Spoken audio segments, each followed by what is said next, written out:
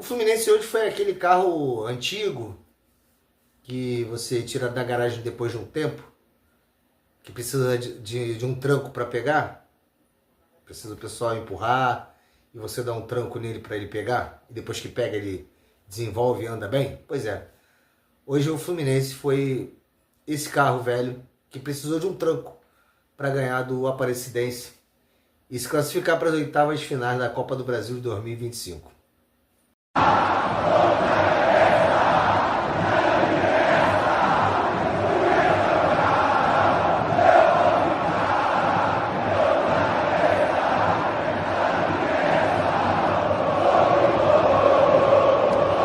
Saudações tricolores verde, branco e grená, eu sou o Beto Serra, nós somos o Trio Raiz. Peço antes de mais nada para vocês se inscreverem no nosso canal aí, darem like nos vídeos, no nosso conteúdo aí, compartilhar, enfim, comentar para dar engajamento pra gente, para que o YouTube possa recomendar nossos vídeos para mais tricolores. Então se você curte o nosso trabalho, curte o nosso conteúdo, dá uma moral, se inscreve aí no canal, a gente está no Facebook também, está no Instagram, está no Twitter, enfim. Tá sempre postando muita parada legal por lá. E o Fluminense hoje, como eu falei na abertura, na introdução, foi aquele carro velho que precisava de um tranco para pegar, né? Eu tenho coisas positivas para falar do jogo, eu tenho pontos negativos, mas hoje eu não vou bancar o torcedor mala, o torcedor exigente nível hard, porque o Fluminense precisava fazer a obrigação de classificar. E classificou. E aí, sendo um pouquinho mais exigente, eu poderia falar que o Fluminense tinha a obrigação de classificar com goleada. O Fluminense classificou com goleada. Então, todo aquele ranço do primeiro jogo, que venceu só de 1-0, nesse jogo a gente não tem o que falar. A não ser o início. O primeiro tempo, não por ter tomado o primeiro gol, né? Até porque o Fluminense virou em 10 minutos, quer dizer, em, sei lá, 5 minutos, né? 10 minutos depois de tomar o primeiro gol, o Fluminense demorou 5 segundos para virar o jogo. Mas pela postura do time, a gente precisa falar sobre isso. Eu penso o seguinte, eu não acho que o Renato tenha errado na escalação, tendo em vista que até a gente tem que tomar muito cuidado para fazer certas análises. Eu chamo de análise porque a análise parece um negócio muito técnico, não é porra nenhuma, mas para ter certas reflexões a gente precisa ter um certo cuidado. Eu acho que o Renato subestimou a Sul-Americana ou subestimou os adversários que a gente jogou fora na Sul-Americana. Não acho que o Renato tenha subestimado a Aparecidense no jogo do Maracanã. Eu acho que o time foi muito mal, o time foi muito ineficiente contra a Aparecidense do Maracanã. E não acho que poupar alguns jogadores, acho que o Renato poupou 4 jogadores no jogo de hoje. Eu estou gravando esse vídeo depois do jogo, né? Na quarta-feira depois do jogo. Acho que o Renato poupou o Martinelli, poupou o Thiago Silva, poupou o Freitas, que para mim é reforço, poupar o Freitas. E poupou mais um. Martinelli, Thiago Silva, Freitas e mais um. E Keno. Que também tem algumas ressalvas em relação a poupar. O Keno, por exemplo, jogou o jogo passado e só. Então, cara... Mas tudo bem. Isso daí é uma pauta para talvez no Papo Raiz da quinta-feira, de amanhã, no caso. Eu não nem achei errado ele poupar alguns jogadores, até porque eles estavam no banco, enfim, o Fluminense não foi com força máxima, mas com todo respeito à Aparecidense, a gente já tinha uma vantagem pequena, mas não precisava de força máxima para classificar contra a Aparecidense, tá? Então eu não acho que ele subestimou a Aparecidense no sentido, quando poupou jogadores, enfim, eu acharia se ele botasse o time todo reserva de novo, eu acharia que, porra... Enfim, então eu nem achei a escalação do Renato errada, nem nada disso. Eu entendi, tá? Porque você não precisa de muita coisa para ganhar a Aparecidense. A Aparecidense joga na 4ª divisão do Campeonato Brasileiro, cara. E a gente já foi pro jogo com uma vantagem de 1-0. Até aí tudo bem. Agora, a postura que o time se comportou até levar o gol, pô, foi bizarra, cara. E eu nem chego no ponto de achar que tenha sido salto alto, que o time desrespeitou, que o time subestimou. Eu não acho, cara. Mas o time estava muito assim, cara, ele está com uma vantagem contra um time bem inferior. A hora que a gente quiser, a gente vai fazer um golzinho e vai ganhar o jogo. Só que a Aparecidense, com todos as limitações dela, veio para mostrar para o Fluminense o seguinte, ó, eu quero tentar alguma coisa aqui, cara. E dava alguns ataques perigosos. O Fluminense, por sua vez, se limitou, eu não sei se era a ordem do Renato, talvez sim. Eu acho que sim, porque se ele mandar fazer uma coisa e me fazer outra de propósito, é foda. Se limitou a fazer o seguinte, ó, vamos dar bola para eles, porque a gente vai uma hora, vai roubar a bola, e no nosso contra-ataque a gente vai ganhar o jogo, pô. Tivemos, inclusive, a oportunidade de fazer isso, né? O Ganso errou e acertou bastante nesse jogo, né? Principalmente no primeiro tempo. No segundo tempo ele acertou mais até. Mas errou e acertou bastante nesse jogo. Eu gostei de alguns passos desses jogos que ele deu. Ele deu, inclusive, o passe pro Samuel fazer o gol do Fluminense. Ele dá o passe eu acho que pro terceiro gol, a jogada começa do pé dele, eu não tô lembrado. Ele deu um passe pro Everaldo. Ele quase fez uns 2 gols e fez o dele, ou seja, o Ganso hoje fez uma boa partida, cara. Então nesses contra-ataques a gente chegava, mas estava errando, estava perdendo. Teve aquele lance do pênalti do Ares, no Ares, que, cara, eu não vou separar um corte só para isso, porque toda live ou todo vídeo pós-jogo eu faço um corte falando de arbitragem. Cara, mais uma vez a arbitragem tentou prejudicar o Fluminense. E não tentou porque ela é má com o Fluminense, tentou porque ela é ruim demais, né? Aquele lance do impedimento lá, que, cara, é um lance tão difícil que nem vendo as linhas eu consegui chegar a uma conclusão, mas obviamente eu não discuto impedimento com o VAR, porque é toda uma matemática ali, enfim. Agora, no pênalti, e assim, é porque é uma sequência, né, de erros contra o Fluminense. Mas esse foi um lance difícil do pênalti, porque quando, na minha opinião, lógico, quando eu vi, e até vendo os primeiros replays, eu falei assim, realmente o Ares não foi tocado. Ele se jogou e ainda falei assim, porra, é por isso que ninguém marca pênalti no Ares, porra. Gosta de ficar enfeitando. Né? Aí o juiz foi lá sem pena, deu o cartão para ele por simulação, enfim. E acabou que depois ele revendo no VAR, a gente vê que há um toque mínimo, né? O cartão deveria inclusive ser pro goleiro e talvez até o vermelho. E aí tem impedimento, enfim, mas seria pênalti, porque realmente houve pênalti. Ah, porra.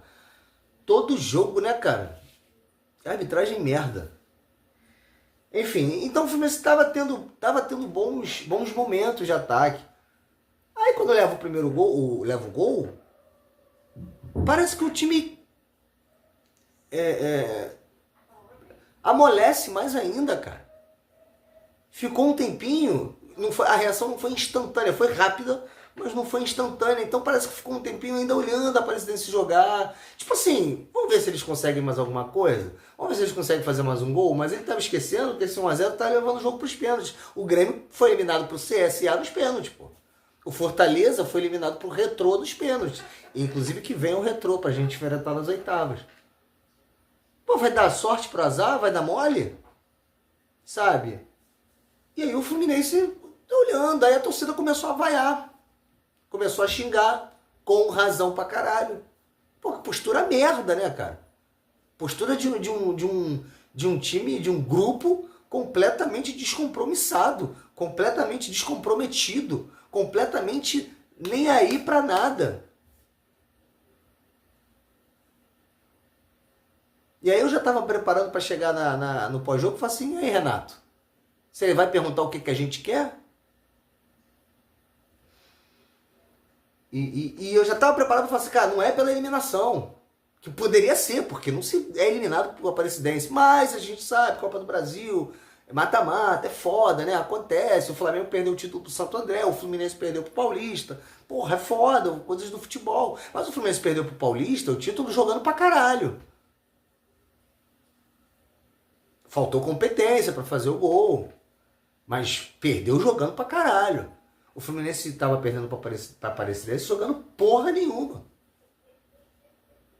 Andando em campo, como se... quanto mesmo foi o primeiro jogo? Foi 3-0? Porque tá 1-0 ainda, a gente pode, né? Mas não, o jogo tava indo pros pênaltis. Aí o Fluminense acordou, de repente, falou assim, cara, foi 1-0, vamos correr, porra. Aí começou a jogar. E aí deslanchou, pô. E aí deslanchou.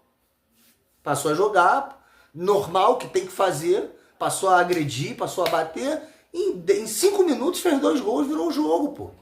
Ainda no primeiro tempo, e era só isso que a gente queria. Era fazer o seu papel, fazer a sua obrigação. Eu ouvi, certa vez, alguém falando, eu queria muito lembrar para poder dar os créditos, mas eu não vou lembrar agora, então, para não ser injusto, para não falar alguém que não tenha sido, eu tenho quase certeza que foi em um lugar, mas eu não vou falar porque eu não tenho essa certeza. Que o time pequeno, o time ruim, o time fraco, só é parâmetro para o time grande quando o time grande perde. Porque, qual é o parâmetro? Assim, que mágica tem ganhar da Aparecidense? Eliminar a Aparecidense? Então a gente vai pro clássico contra o Vasco, assim, cara, olha só, a Aparecidense não é parâmetro, a Aparecidense é uma coisa, o Vasco é outra. Agora, se perdesse, se fosse eliminado, enfim, até se perdesse de 1-0, ganhasse nos pênaltis, a Aparecidense ia ser parâmetro. Porra, não ganhou da porra da Aparecidense, como não ganhou do Juventude. Sabe? Então o time pequeno é parâmetro quando dá merda. Agora, tudo tem 2 lados. Eu vou chegar aqui, porra, confiante que a gente vai ser campeão dessa porra, porque a gente ganhou da Aparecidense de 4-1. Mas eu tenho que destacar que o Fluminense não só se classificou, ele não fez só a obrigação de se classificar. Ele ganhou bem, ganhou jogando, ganhou agredindo e ganhou goleando. A partir de 5 minutos depois que sofreu o gol. Aí ok, fez a obrigação e fez bem. Não estava fazendo, mas acabou fazendo. Primeiro gol, aquela jogada do Ares com o Samuel Xavier, que é muito forte. Ganso, Ares e Samuel Xavier. É muito forte aquela jogada. Detalhe que o Ganso deu a bola pro Samuel, ele deu assistência, né, pro gol do Samuel. Deu a bola pro Samuel com a perna direita e o Samuel fez o gol com a perna esquerda. Mas enfim, ótima jogada do time do Fluminense ali, o belo gol do Samuel, empatou o jogo, ok. Não gostei da comemoração, que meteu a mãozinha no ouvido, porque a torcida tava vaiando. Ele pode falar que ele comemora assim mesmo, eu nem lembro, tá? Ele fez gol recentemente, eu não lembro como ele comemorou, pode ser que seja, mas nesse caso, nessa ocasião em que a torcida tava vaiando até antes do gol, né? Ele, porra, sai metendo a mão no ouvido. Mas depois ele cumprimentou a torcida, tá tudo certo. O Fluminense continua agredindo, continua em cima. E aí, eu não lembro quem é que dá o passe. Eu não vou lembrar, bota a bola. Não sei se é Ganso, se é Ares ou se é Samuel, é um deles. Bota a bola na cabeça. Aliás, não. Foi uma jogada que. Eu não lembro, cara. Eu não sei se foi Ares ou se foi Samuel. Cruza a bola. Rebate, enfim, não sei se o zagueiro tira, o goleiro tira, sei lá, agora também não lembro, minha memória é péssima. Eu sei que sobra na cara do Everaldo, na cara do gol, é só ele fazer o gol de cabeça. E ele faz. Ele deslocou bem o goleiro, ele deu uma cabeçada forte, firme. Cara, eu já falei, o Everaldo, ele sabe fazer gol. Eu acho. Porra, o cara que não sabe fazer gol não ia fazer aquele que ele fez contra o San José no Maracanã, de fora, de porradão no ângulo. Não ia fazer aquele de voleio tipo do Fred. Não ia fazer, pô. Lógico que ele sabe fazer. Só que ele não é o Fred. Talvez depois daquele gol, a gente tenha visto o Everaldo, cara, porra, o cara sabe fazer golaço. Não, o Everaldo é um centroavante mediano, padrão do futebol brasileiro, cara. Não é craque, não é ótimo, não é foda, mas é o padrão mediano, faz os golzinhos. Só que ele entrou numa fase muito ruim. Eu volto a repetir o que eu falei contra o Vitória, no pós-jogo. Cara, é surreal a gente pensar que a gente vai pro Mundial com o Everaldo. Mas eu falei até do Cano. Pra ir pro Mundial a gente tinha que ir com 9 de respeito. Não com o Cano. Com todo respeito ao Cano, a idolatria, a história dele do Fluminense. Mas não é o cara que impõe medo. Se fosse o Cano de 2023, eu acho que legal, mas não é, cara. E muito menos o Everaldo agora. O Everaldo sabe fazer gol. Ele tem uma média boa de gols nesses anos, nos últimos anos, cara. Ele faz 15, faz 17, faz 16, faz 18. Então, assim, só que ele entrou numa fase do caralho, de merda, de ruim, e a torcida tá em cima, a torcida tá cobrando. É difícil, cara. Tô passando pano pra ele. Agora, o gol que ele fez, porra, pra um centroavante de um clube do tamanho do Fluminense, porra, é a obrigação de fazer aquele gol ali, cara. Ah, ele deslocou bem o goleiro, deu a cabeçada forte, foi estilosa, foi bonita? Foi. Mas é a obrigação dele, não podia perder de jeito nenhum aquele gol, tá? Mas fez, beleza. Aí acaba o primeiro tempo, a gente já tá ganhando, a postura já muda, a gente já tá mais satisfeito, enfim. E o segundo tempo, mais tranquilo ainda, assim, quanto mais o time da Aparecidense tentava sair para jogar, para tentar alguma coisa ainda, porque a gente já tava 3-1 no agregado, né? Mais eles se enrolavam, mais eles perdiam bola, mais... Só que aí o Fluminense começou a jogar como o Fluminense, começou a pressionar a saída dos caras. Você vê que toda hora eles erravam a saída de bola, pô. Eles deram várias bolas pra gente, a gente podia ter feito até mais gols. Aí a gente contou com a sorte também, que o Serna, gosto muito do Serna no sentido de esforço, de dedicação, de empenho, mas ele é muito sem cérebro, né? Muito cabeçudo, cara. Até o gol que ele fez foi sem querer, que ele chutou aquela bola na trave, a bola bateu no zagueiro, tanto que o juiz deu o gol contra, mas foda-se, foi o gol do Serna. Serna fez o gol dele, o Ganso fez um golaço, né? Acho que o Ganso mereceu o gol pela partida que fez. Acho que foi a melhor partida do Ganso nessa temporada, né? Ele voltou não faz muito tempo, tanto que foi o primeiro gol dele nessa temporada. Merecia o gol, fez um golaço. E foi isso, foi Samuel Xavier, Everaldo, Serna e Ganso. E o time jogou como a gente queria que jogasse desde o início, pô. Era isso que a gente queria. Só isso, a gente queria que jogasse assim aqui no Maracanã e lá.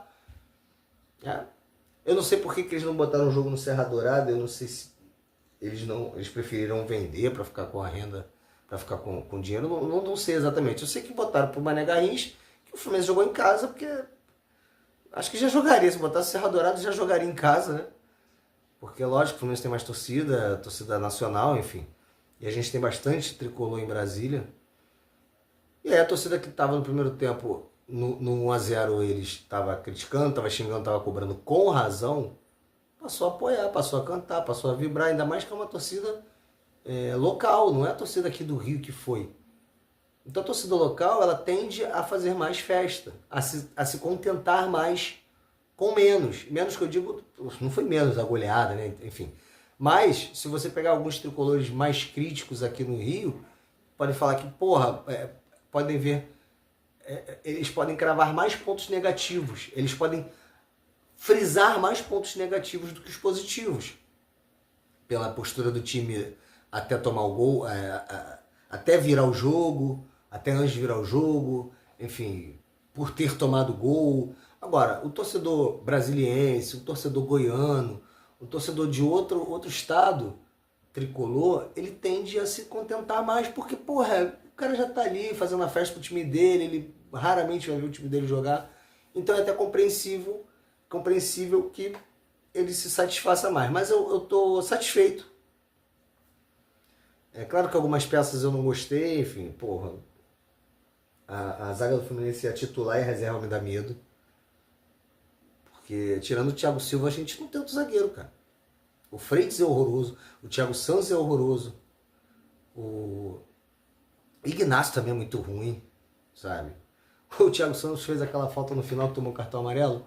Na hora que ele fez aquela falta, que ele impediu o jogador de prosseguir, né, a jogada, Ele agarrou o maluco. Eu falei, caralho, a falta que esse cara me faz, cara bizarro. Mas eu lembrei que contra o Vitória, a gente tomou o gol porque ele não fez aquela falta.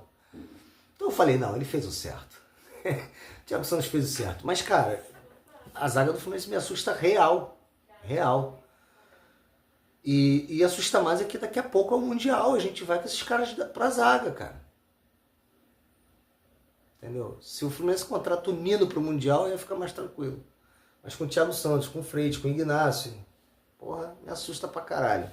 Então o Manuel, que pra mim é o melhor deles, melhor entre Freitas, Ignacio, o Thiago Santos, pra mim o melhor é o Manuel. Pelo menos o Thiago Santos de 2025, né? Porque o de 2024 foi muito bem. A gente não tem o que falar sobre isso.